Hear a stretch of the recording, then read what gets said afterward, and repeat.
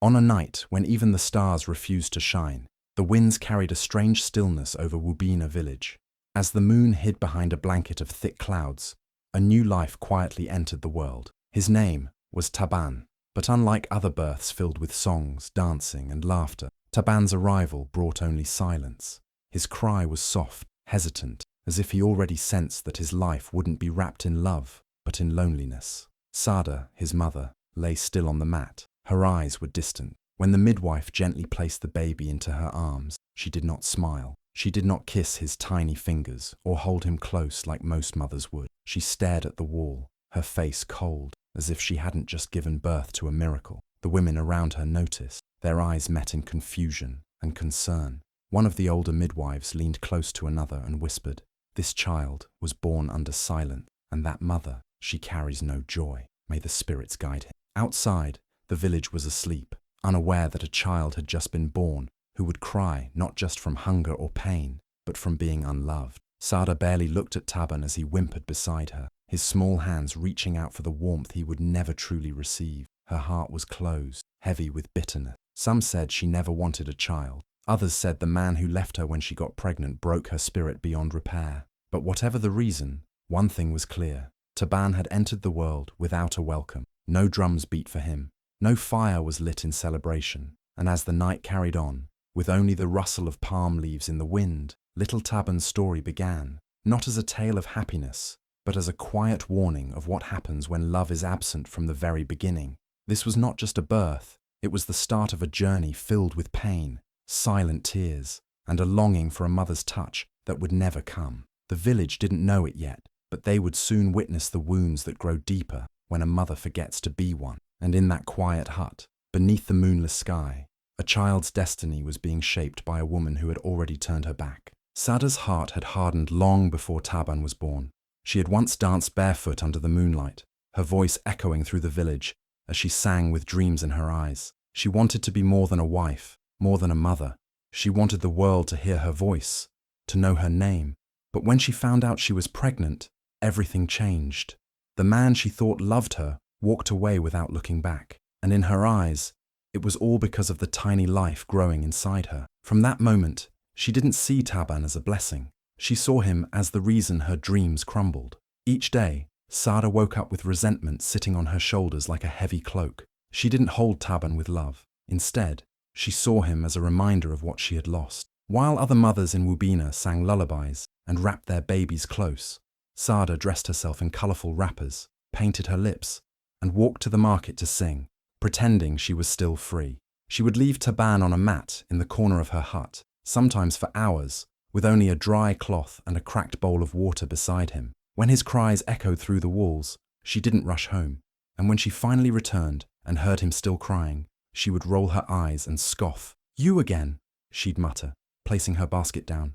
"Why must you make so much noise? Even the birds know when to be quiet." Then she would turn away, humming to herself, ignoring the trembling baby, whose only crime was needing his mother. Sada never kissed his forehead. She never held him during thunderstorms. And when he fell from the stool while trying to reach her, his bleeding lip didn't move her. She simply wiped it with the edge of her wrapper and continued braiding her hair in front of the mirror. Her pride stood taller than her love. To her, being a mother was not a gift, it was a punishment. The village women whispered, but no one dared confront her. They said, "Her voice is sweet, but her heart is dry." And little Taban, too small to speak, began learning silence. He stopped crying loudly. He stopped reaching out. He stared at the walls, wide-eyed and still, as if even he knew love would not come from the woman who brought him into this world. The scars on his body began to match the ones in his heart, quiet, hidden and deep. Taban was just 7 moons old, still small, still learning to sit up on his own. That morning, the sun filtered softly through the cracks of the mud hut as he lay alone on a thin mat. Sada had gone again, her voice echoing through the market as she sang to passing traders. Taban, curious and restless, tried to roll over. His tiny body moved awkwardly, inch by inch, until he lost balance. In a split second, he tumbled off the mat and hit the cold, hard stone floor with a sickening thud. A sharp cry pierced the stillness of the room. His forehead split open just above his brow, and blood trickled down the side of his face. He screamed, his voice full of pain and confusion, but no arms came to lift him. No hand wiped his tears. It was Ajua, the neighbor, who heard him. She dropped her firewood and rushed in without knocking. Her heart clenched at the sight. Taban, trembling and bloodied, lying on the cold floor.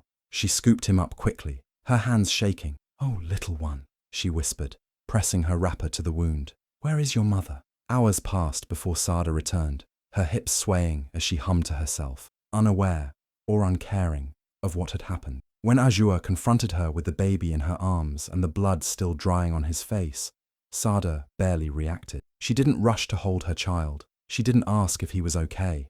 She simply waved her hand and said, "Children fall. He will survive. Why are you making noise over nothing?" Ajua was stunned, but Sada walked past her and began fixing her hair by the cracked mirror on the wall. Taban whimpered in Ajua's arms, his forehead throbbing, but his mother never looked back. And that wasn't the last injury. The next week, Taban's arm was swollen and purple. Ajua suspected he had crawled into the firewood pile and hurt himself. A few days after that, his leg bore a fresh bruise, dark and angry. Sometimes his lip was busted. Other times, his tiny back was marked with scratches or scabs. The signs were there, obvious, loud, but Sada was blind to them all, or worse, she saw and didn't care. Each time someone mentioned it, Sada rolled her eyes. "He's a boy. Let him be strong." But strength was not what Taban was building. It was silence, fear, confusion. His tiny body was slowly becoming a canvas of pain, and still, his cries were met with empty walls and a mother who never came running. The village began to whisper, but no one said it out loud. "This child is not being raised. He is being forgotten." In Wubina, news traveled faster than wind through the palm trees. It didn't take long for the village to start noticing the quiet pain etched into baby Taban's tiny body. At the stream, where the women gathered each morning with their calabashes to fetch water, whispers danced between their lips. They kept their voices low, but their eyes were sharp. "Did you see his arm?" one woman asked while rinsing her wrapper. "Bruised again," another replied, shaking her head. "And last week, his lip was bleeding." "Even goats don't leave their babies like that," muttered an elder, her voice laced with disgust. "That child cries from the soul. You can hear it in the night." And they were right. Taban's cries had become a background sound in Wubina, not just the soft wails of a hungry baby, but the aching sobs of a child who needed more than food. He needed love. He needed someone to see him. But Sada, his mother, walked through the village as if none of it touched her, her chin high, her clothes spotless, her head wrapped in the finest fabrics she could afford. While Taban's body told a story of neglect, Sada's presence screamed pride. She didn't bend to greet the elders. She didn't smile at the children, and she certainly didn't pause when someone asked, "How's your baby?" She would brush off the question with a flick of her wrist. "He's fine. Children fall. They cry. That's what they do."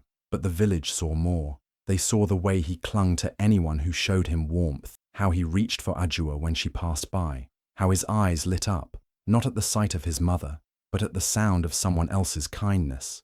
Even the village chief's wife noticed. "It is not normal," she whispered one evening. "A child so small, with so many scars, and no smile." Still, no one dared to confront Sada openly. She had a sharp tongue and a sharper glare, and she carried herself like someone who believed the world owed her everything, and that Taban was simply the weight tied to her feet, a burden she never chose, never wanted, and never accepted. So the village whispered. They watched, and they waited. Some prayed for the child. Others turned away, saying, "It is not our place." But deep down they all knew something was very wrong in that little hut at the edge of Wubina, and a storm was coming. The sun had barely risen when elder Nyaka made her way down the dusty path to Sada's home. Her cane tapped with purpose, each step echoing with the weight of years and wisdom. Birds scattered from her path, and the few villagers already awake paused to watch in silence. They knew when elder Nyaka walked like that, something serious was about to happen. She reached Sada's doorway and didn't wait for an invitation. Her presence alone was enough to command attention. Sada, who had been sitting outside braiding her hair, looked up with irritation. "Have you come to admire my style, old woman?" Sada said, smirking without warmth. Elder Nyaka didn't smile. She stood tall, though her back was bent with age. Her voice was calm but sharp like a blade. "I have seen many mothers," she began, her eyes fixed on Sada. But none as cold as you. Sada raised an eyebrow and folded her arms across her chest. Old woman, raise your voice elsewhere. I feed him. I clothe him. What more do you want? Elder Nyaka stepped forward, her gaze now softer but heavy with sorrow. You may feed his mouth, she said quietly, but you starve his soul. You give him no love, no warmth, no safe place to land when life becomes too hard. Sada rolled her eyes and waved her hand dismissively. You people think too much. He's a child. He'll grow up.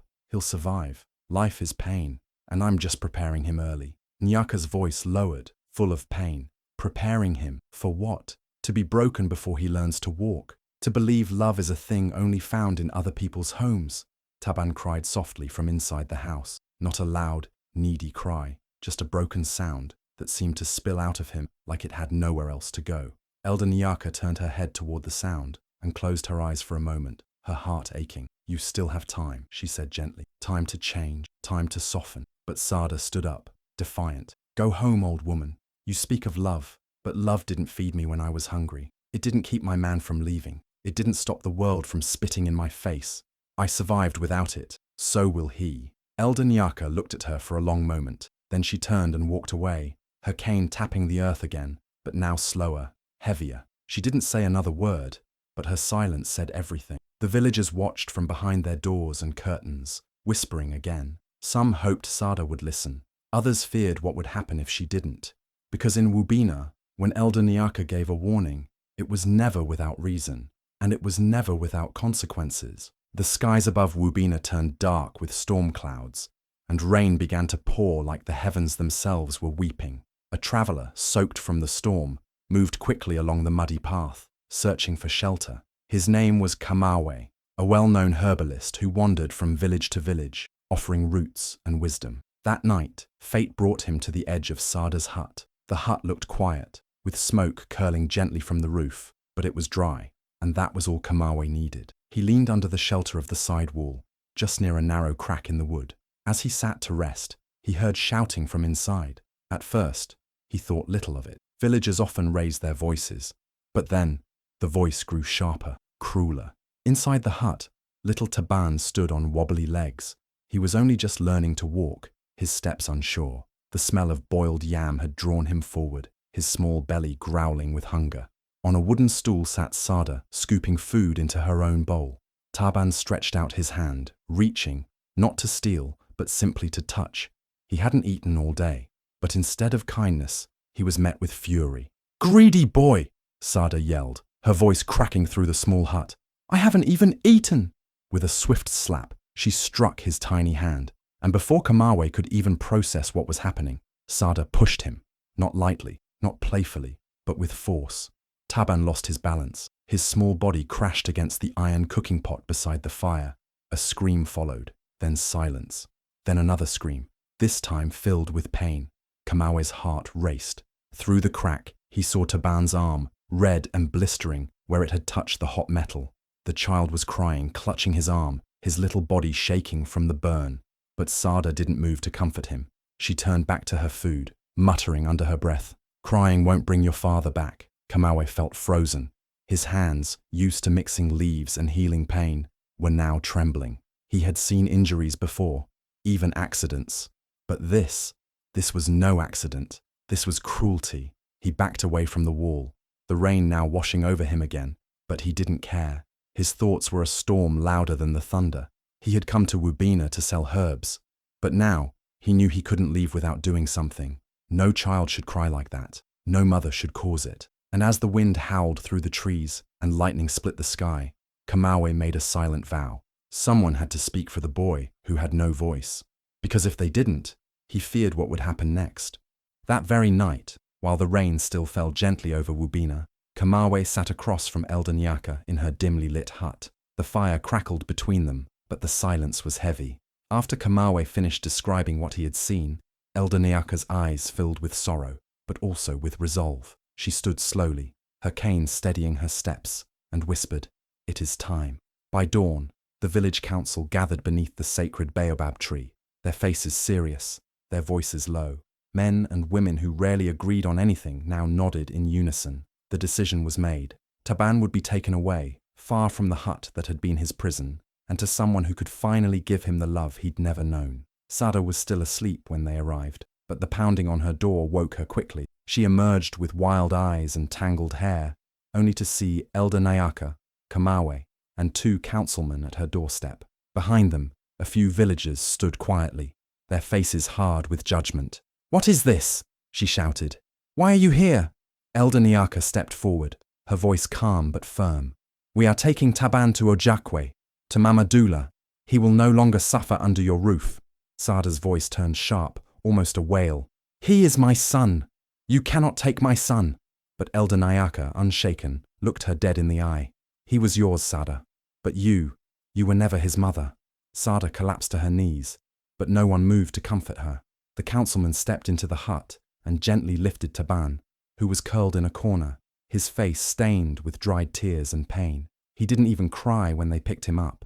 He just looked up, eyes wide, unsure of what was happening. They wrapped him in a blanket and carried him past the villagers, past the fields, and down the long red path that led to the village of Ojakwe. When they arrived, Mama Dula stood waiting beneath the entrance arch, her long grey braids resting over her shoulders, her hands stretched out in welcome. Her eyes softened as she saw the small bundle in Kamawe's arms. "Oh, my child," she whispered, reaching out to take Taban. "Come to where love lives."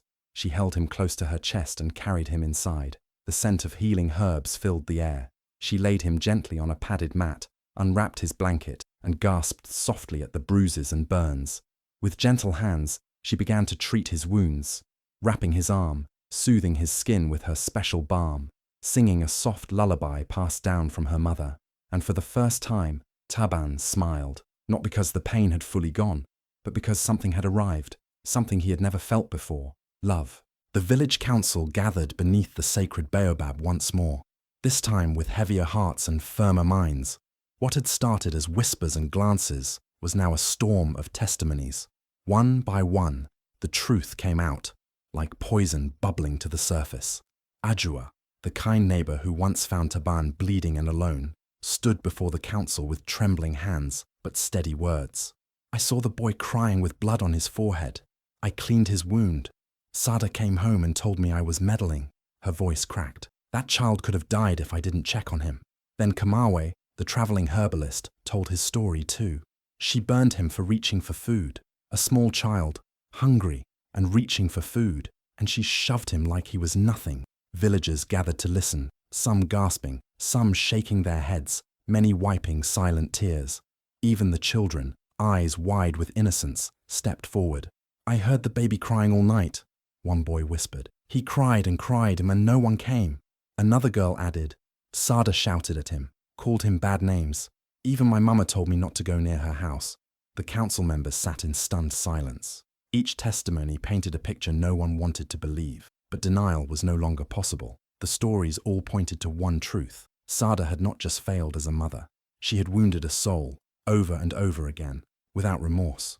"She left him outside under the hot sun," someone else added. "He was too small to crawl to shade. He just lay there crying. She beat him for crying, said he ruined her life. She said he was punishment from the gods," whispered an elder woman. But she was the one who cursed herself. Elder Nyaka closed her eyes and took a deep breath. When she opened them, her gaze was fierce. "We cannot undo Taban's pain, but we can stop it from returning." There was no argument. Not one voice stood in Sada's defense. The final decision was passed. Sada would no longer be allowed near the boy, ever. Her name was to be removed from the family scrolls. And more than that, she would be banished from Wubina for 5 full seasons. To wander, to face the world she once blamed her child for. When she was told, Sada screamed, kicked, cried, but not once did she ask about Taban. Not once did she ask if he was safe. She packed her things in silence the next day, her eyes cold and distant, and walked away from the village she once ruled with pride. Now nothing but a ghost, leaving behind a child finally free from the shadows. As Sada wandered far from the only home she had ever known, her pride was her only companion. Each village she entered closed its doors to her, the whispers of her cruel actions traveling faster than she could run. No one cared for the woman who had abandoned her child, the woman who had caused so much pain. In her past, she had sung for crowds, drawing them in with her beauty and voice.